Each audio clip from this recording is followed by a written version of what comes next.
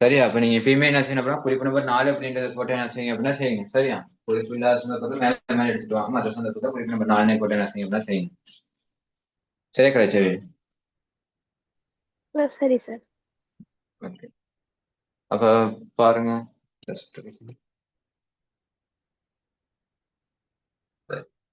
அப்ப அதுக்கு அடுத்து கொடுத்திருக்காங்க பாருங்க.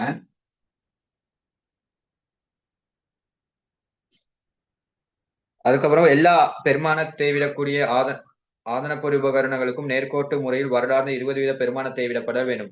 நடைமுறை விவரத்துக்கான பெருமான தேர்வு செய்யப்படுதல் வேணும்.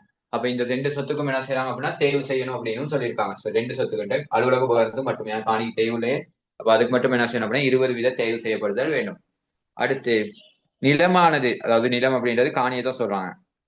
நிலமானது தகமை பெற்ற மதிப்பீட்டாளரினால் 4500க்கு மேல் மதிப்பீடு செய்யப்பட்டிருந்தது. அந்த மேல் மதிப்பீடு பெறுமதி எவ்வளோ? 4500. அப்ப இதை அந்த இடத்துல இந்த 4500 வைக்கிறீங்க. இறுதி மீதியா 4500. டேட்டையும் பார்த்துங்க. ஏன்னா இது அதாவது காணியை பதிவு செய்யறப்ப முக்கியமான உங்களுக்கு டேட் வந்து தேவைப்படாது. ஏன்னா அதுக்கு வந்து தேய்வு இருக்க சொத்துக்களுக்கு மட்டும் தான் டேட் முக்கியமா தேவை. அப்ப காணிக்கு தேய்வு கணக்கும் தேவைப்படாது. இதுக்கும் நீங்க டேட்டை பார்த்தே கணக்கு செய்ய பழகினீங்கன்னா ஓகே. அப்ப 4500. அப்ப இங்க நீ பாருங்க மேல் மதிப்பீட்டு குறைத்தா இருக்கு. மேல் மதிப்பீட்டு குறைத்தா இருக்கு. காரணம் ஆரம்பத்துல 6000 இருந்தது, இறுதியில 4500 வருது. அப்ப மேல் மதிப்பீட்டு குறை 1500. மேல் மதிப்பீட்டு குறை 1500. அதுக்கு அடுத்து பாருங்க வேற, அதாவது அலுவலக உபகரணம் தவிர வேற எந்த இதுவும் கொடுக்கல. அப்ப அலுவலக உபகரணம் தேய்வு மட்டும் தான் கண்டுபிடிக்கணும். அப்ப 10, அதாவது 1000த்துக்கு என்ன செய்யும் அப்படின்னா 100க்கு 20 வீதம் தேய்வு பாருங்க. 100க்கு 20 வீதம் தேய்வு பார்த்தீங்கன்னா 200. இப்ப நடைமுறை வருட தேய்வு 200 அப்படின்றது இந்த இடத்த காட்டுங்க. சரியா? அதே போல வேற எந்த விதமான சீராக்கமும் இல்லை. அப்ப நீங்க இந்த கணக்கு என்ன செய்யலாம் அப்படின்னா பேலன்ஸ் பண்ணலாம். இங்க நீ பாருங்க 1000 அப்படின்றது அப்படியே வரும். இந்த இடத்துல எதுவுமே இல்லை. ஆகவே இந்த இடத்துல 4500 கொண்டு திரும்பி. சரியா? இந்த இடத்துல திரண்ட தேவை பாத்தீங்கன்னா 600. அப்ப இங்க நீங்க கொண்டு சேர்ந்து 400. சரியா? அப்ப இதை நீங்க பாருங்க. இது 1500 இந்த பக்கம் மைனஸ் பண்ணிட்டுருங்க. மைனஸ் பண்ணீங்கன்னா 5500. சரியா? அதுக்கப்புறம் இந்த இடத்துல 200 இந்த பக்கம் வைங்க. அப்ப எனக்கு வந்து 600. 5500ல இருந்து 600 போனோம்னா 4900. அப்படி இல்லை அப்படின்னா 4500 400 கூட்டிங்கனாலும் 4300 வரும். சரியா? இதைத்தான் நீங்க என்ன செய்வீங்க அப்படின்னா NCA வெளிப்படுத்த செய்வீங்க. இந்த தேவை மட்டும் என்ன செய்வீங்க அப்படின்னா நிர்வாக செலவுல வெளிப்படுத்த செய்வீங்க. நிர்வாக செலவு. சரியா? அதே மாதிரி இந்த குறை எங்க வெளிப்படுத்த செய்வீங்க அப்படின்னா ஏனைய முற்று மடக்கி வருமானத்தை வெளிப்படுத்த செய்வீங்க. சரி சரி ஏனைய செலவுல வெளிப்படுத்த செய்வீங்க. ஏனைய செலவுல வெளிப்படுத்த செய்வீங்க. ஏன்னா மிக இருந்தால் தான் முற்று மடக்கி வருமானத்துக்கு போகும். குறை இருந்தா என்ன செய்யும் அப்படின்னா ஏனைய செலவுல காட்டி விட்டு போயிடும். சரியா? இவ்வளவு என்ன செஞ்சிருக்கணும் அப்படின்னா செஞ்சிருக்கணும். ஓகேன்னு பாருங்க இது. ஓ சார். ஓகே, அடுத்த கேள்வி எடுத்துக்கொண்டு போகும். அடுத்து 2016. அடுத்த வருடத்துல என்ன செய்யும் அப்படின்னா சின்னதா ஏதாவது ஒரு புதிதாக ஏதாவது ஒரு சீராகத்தை போட்டுருப்பாங்க. போக போக என்ன செய்யும் அப்படின்னா கொஞ்சம் கொஞ்சமா ஒவ்வொரு சீராக்கமா வரும் அந்த பாருங்க. 2016ல 2016லையும் பாருங்க கிரயத்தில் மோட்டார் வாகன குத்தகை அடிப்படை அதை மட்டும் வெட்டி விட்டு மற்ற 2 சொத்துக்களுக்கும் என்ன செய்யுங்க அப்படின்னா செய்யுங்க. அது முதலாவது இருக்கு பாருங்க. கிரயத்தில் மோட்டார் வாகனம் குத்தகை அடிப்படை. கிரயத்தில் மோட்டார் வாகனம் குத்தகை அடிப்படை இருக்கு. அந்த 6000, 2400, 3600 அதை அப்படியே விட்டுட்டு அதுக்கு அடுத்து இருக்கிறது என்ன செய்யுங்க அப்படின்னா மற்ற 2 சொத்துக்களுக்கும் பாருங்க. அதுல பாருங்க கொடுத்துருக்காங்க எந்தெந்த சீராக்கம் அப்படின்னா 4வது சீராக்கமும் சரி 6வது சீராக்கமும் 7வது சீராக்கமும் மட்டும்தான் என்ன செய்யப்படும் அப்படின்னா அதோட தொடர்புடையதா இருக்கும். சரியா? இப்ப அந்த 2 சீராக்கத்தை மட்டும் வச்சு செய்யுங்க. அதுல குத்தகை வந்து இல்லாம ஆக்கிட்டு மற்ற 2 மட்டும் செய்யுங்க. சரியா? செஞ்சு முடிச்சு சொல்லுங்க.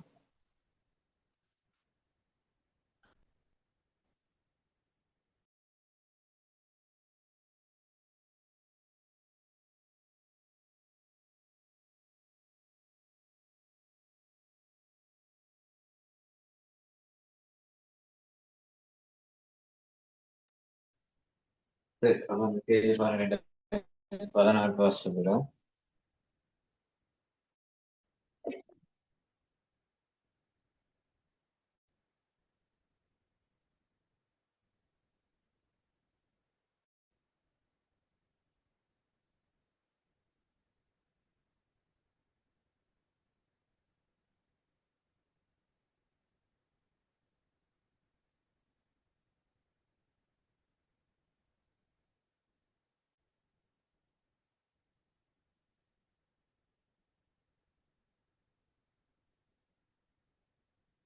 அதுல ரெண்டு விதமான சொத்துக்கள் என்ன செய்யப்படுது அப்படின்னா காணப்படுது. ரெண்டு விதமான சொத்துக்கள் மீது நிலம், அதாவது சரி, அலுவலக உபகரணம், தளபாடம். அலுவலக உபகரணம், தளபாடம். இதுல அப்படின்னு அடிக்கு.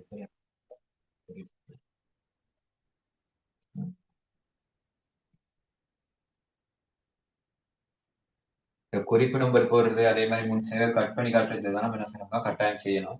எந்த ஒரு கணக்கு செஞ்சாலும் குறிப்பு போடுறது கரெக்ட், நம்பர்ஸ் கட் பண்ணி காட்டுறது தான் கட்டாயம். சரியா?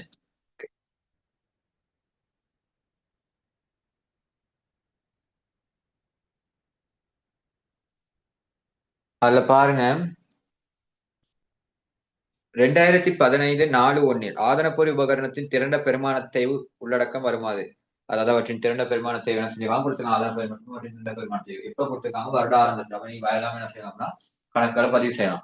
ஆறாம் மீதிகளை, இறுதி மீதிகள் கொடுத்தாதான் என்ன செய்யணும் அப்படின்னா ஆறாம் மீதி கண்டுபிடிக்கணும். இப்ப இல்லையே கொடுத்திருக்கிறது அவங்க என்ன அப்படின்னா இறுதி மீதிகள் தான் கொடுத்துருக்காங்க. அதாவது அவங்க கொடுத்திருக்கிறது என்ன அப்படின்னா ஆறாம் மீதிகள். அப்ப நேரடியாக நீங்க என்ன செய்யணும் அப்படின்னா பதிவு செய்யலாம். அதுல பாருங்க, அலுவலக உபகரணம் 2500. அலுவலக உபகரணம் 2500. சரியா? தளபாடத்தை பாருங்க, தளபாடம் 1500. தளபாடம் 1500. அப்ப ரெண்டையும் கூட்டினீங்க அப்படின்னா 4000 அப்படிங்கிறது மொத்தத்துல வைக்கணும். அதுக்கு அடுத்து அலுவலக உபகரணத்தின் திறன தேய்வு 1000 கொடுத்திருக்காங்க.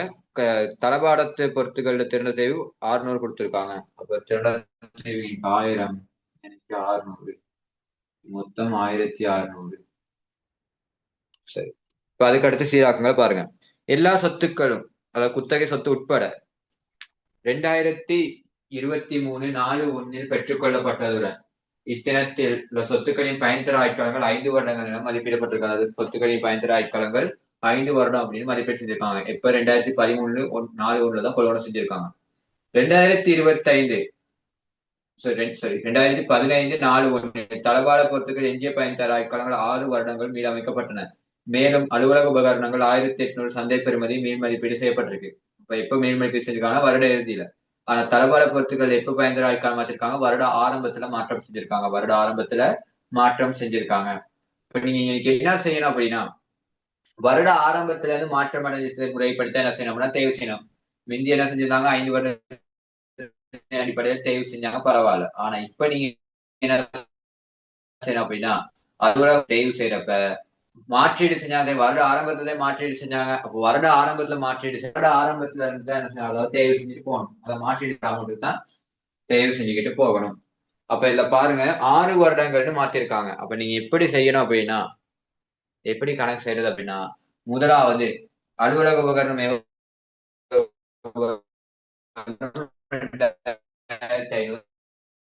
மைனஸ் பண்ணுங்க. ஆரம்பத்துல அந்த திரண்டத்தையும் மைனஸ் பண்ணுங்க.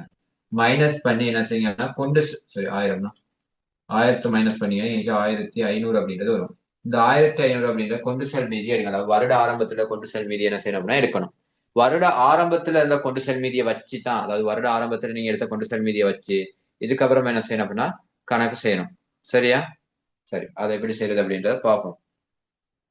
ஓகே, இப்ப இந்த 1500 தெரியுமா? இந்த 1500க்கு புதிதாக என்ன செஞ்சிருக்காங்க? மாற்றம் செஞ்சிருக்காங்க. 5 வருடம், அதாவது இதுவரைக்கும் 5 வருடங்கள் பயன்தர ஆயிரம் பார்த்துட்டு வந்தது. வருட ஆரம்பத்துல இருந்து என்ன செஞ்சிட்டாங்கன்னா 5 வீதம், அதாவது 15 சரி 5 வருடத்தை 6 வருடமா என்ன செஞ்சிட்டாங்க? மாத்திட்டாங்க. அப்ப நீங்க இதுக்கப்புறம் எப்பயுமே தேர்வு செய்யறப்ப அந்த 6 வருடத்தின் அடிப்படையில் தான் தேர்வு செய்யணும்.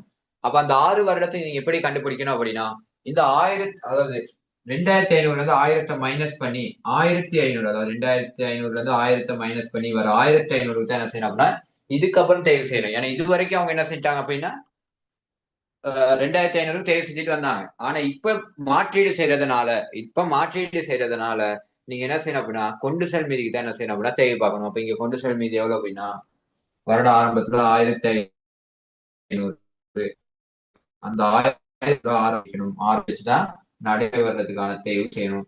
சரியா? அப்ப 1500 ஆரம்பிச்சீங்கன்னா எவ்வளவு? 250. ஓகே, 250. அப்ப 250 அப்படின்றத நடைமுறை வர்றதுக்கான தேவை நீங்க என்ன செய்யணும் பதிவு செய்யணும். நடைமுறை வர்றதுக்கான தேவை 250 தான் பதிவு செய்யணும். பாருங்க இது விளங்கி இருக்கா அப்படின்ட்டு விளங்காட்டி கேளுங்க போகும்.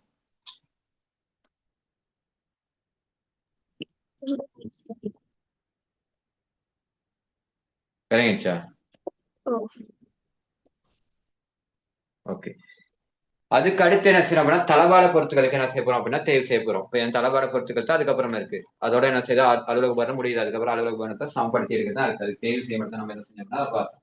அலுவலக உபகரணம் சந்தை பெறுமதி 1800 கொடுத்துருக்காங்க. அலுவலக உபகரணத்தின் சந்தை பெறுமதி எவ்வளவு? 1800 மீள் மதிப்பீடு செஞ்சிருக்காங்க.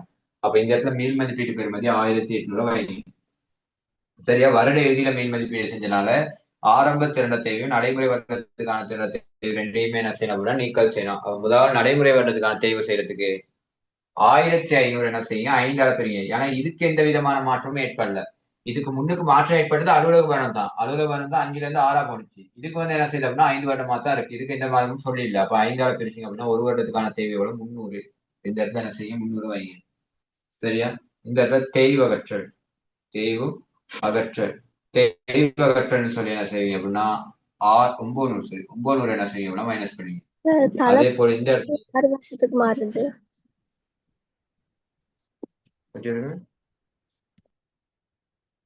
ஓ சரி கணக்கே மாத்தி செஞ்சிட்டோம்னா அதாவது இந்த பக்கம் சொல்ல வேண்டியது அந்த பக்கமும் அந்த பக்கம் சொல்ல வேண்டியது இந்த பக்கம் சொல்லிட்டேன். சரியா? ஓகே நான் திருப்பி சொல்றேன். சரி அப்ப அதை பாருங்க. இந்த இடத்துக்கு அதாவது இந்த இடத்துக்கு நீங்க என்ன செய்ய போறீங்க அப்படின்னா அலுவலக பலம் சந்தை பெறுமதி எவ்வளவு வருது? 1800 வருது. அப்ப இறுதி மீதி என்ன செய்யும் 1800 இருக்கும். அப்ப இதுக்கு நீங்க நேரடியா தேவை செய்யுங்க. இதுக்கு இந்த மாதிரி பார்க்க தேவையில்ல. சரியா? அதுக்கு தான் அந்த மாதிரி தேவை என்ன செய்யணும் அப்படின்னா மைனஸ் பண்ணிட்டு அதை கொண்டு செல் மீதி எடுத்து பார்க்கணும். அப்ப இதுக்கு என்ன செய்யுங்க 2500 அதாவது 2500க்கு 2500க்கு நேரம் 5ஆல பிரிங்க.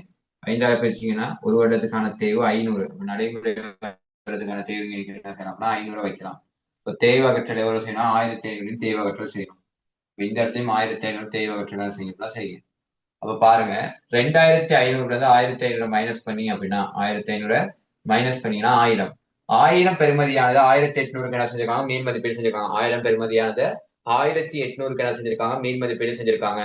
அப்ப மீன் மதிப்பீட்டு மிகை எவ்வளவு அப்படின்னா மீன் மதிப்பீட்டு மிகை எவ்வளவுன்னு பாத்தீங்கன்னா 800. பாருங்க இது விலகி இருக்கா அப்படின்னு மீன் மதிப்பீடு செஞ்சது. ஓ சார். இப்ப அதுக்கு அடுத்து என்ன செய்யணும் அப்படின்னா இதுக்கு பார்க்கணும். இதுக்கு என்ன செய்யணும் அப்படின்னா 1500 வந்து 600 முதலாவது மைனஸ் பண்ணுங்க. 600 முதலாவது மைனஸ் பண்ணுங்க. மைனஸ் பண்ணீங்க அப்படின்னா 900. சரியா?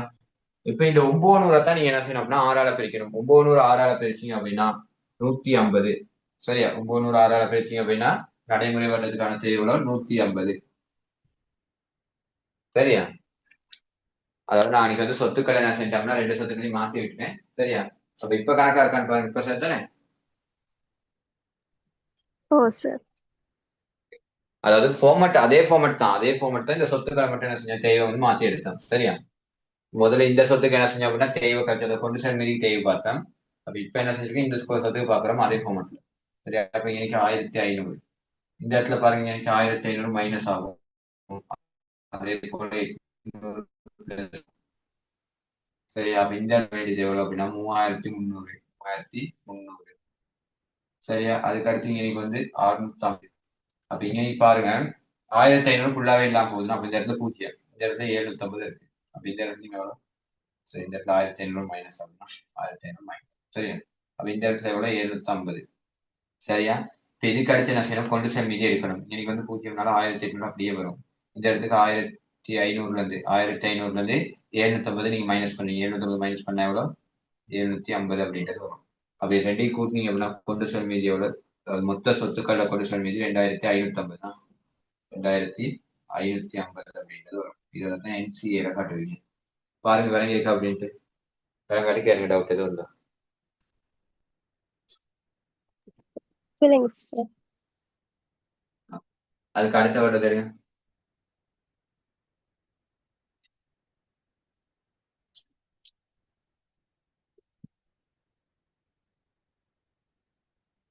உங்களுக்கு எது வரைக்கும் கிளாஸ்ல கொண்டு போயிருக்காங்க உங்களோட பிரைவேட் கிளாஸ்? வந்து நின்றுட்டேன் கிளாஸ் விட்டு. கிளாஸ் வைஸ் விட்டீங்க ம். ஏன்? உங்ககிட்ட வரதுனால அங்க நின்றுட்டேன். என்கிட்ட வர்றதுனால அங்க நின்ட்டீங்களா? ஓ ஓகே ஓகே.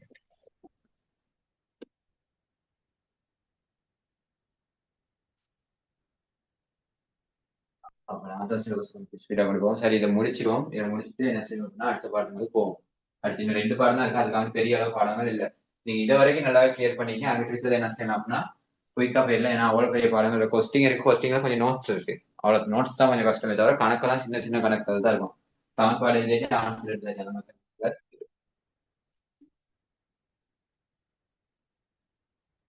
பாப்பா இந்த இன்னும் 2 கிளாஸ்ல மாதிரி இதை முடிக்கலுமா அப்படின்ட்டு இதை முடிச்சிட்டோம் அப்படின்னா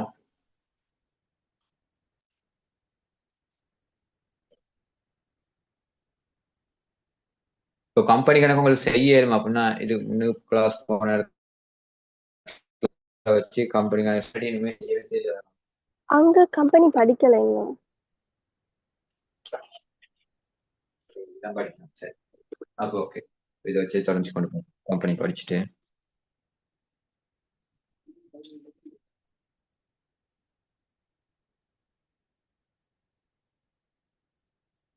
எத்தனை நாள் இருக்கு எக்ஸாமுக்கு? 83 எத்தனை நாள்? 87 ஏதோ ஒரு கணக்கு வரும். 82 அது வரும். 22.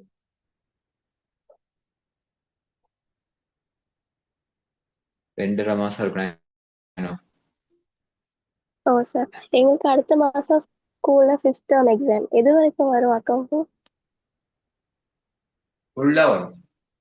எது வரைக்கும் வரும்ல 13 12 6th டேர்ம் தான் ஃபுல்லா வரும் இல்லையா? சிஸ்டம்ல ஸ்டார்ட் ஆயிடும்.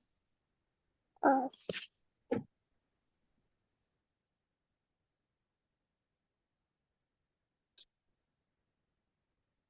கம்பெனி எல்லாம் ஃபுல்லாவே ஒரு கணக்கு ஒரு பெரிய கணக்கு. எப்படியும் உங்களுக்கு 5th டைம் நடக்காதுன்னு 6th டைம் தான் நடக்கும் நினைக்கிறேன். கடைசி ஃபைனல் பேப்பர் தான் வைப்பாங்க. 6th டேர்ம் தான் நடக்கும். 5th டேர்ம் நடக்காது. ஆனா ஸ்கூலால வணிகவள பேப்பர் செய்ய யார் யார் வரையலும்னு கேட்டாங்க, பேப்பர் வாங்குறதுக்கு. அந்த பேப்பர் நடக்கும். ஓ, அந்த பேப்பர் நடக்குது.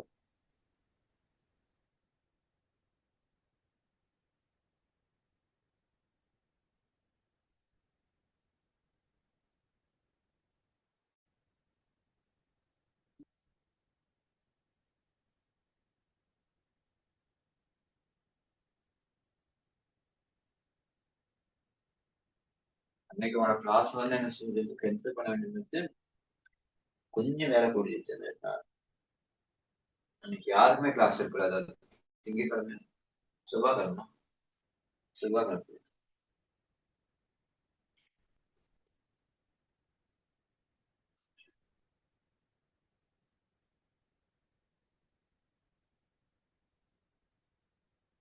யூனிவர்சிட்டி போக வேண்டியதுக்கு அதுதான் அன்னைக்கு லீவ் கொடுத்தாரு. இல்லாட்டி அன்னைக்கு கிளாஸ் இருந்து போங்க.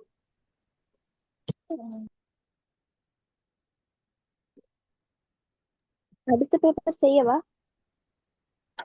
அந்த செஞ்சிட்டீங்கன்னா அதுக்கு அடுத்த கேள்வி செய்யுங்க. அப்படின்னா இப்ப 2017 தான் செய்ய சொன்னேன். ஓ செஞ்சிட்டீங்களா அதை பையன? இல்ல இல்ல, செய்யல. செய்யுங்க.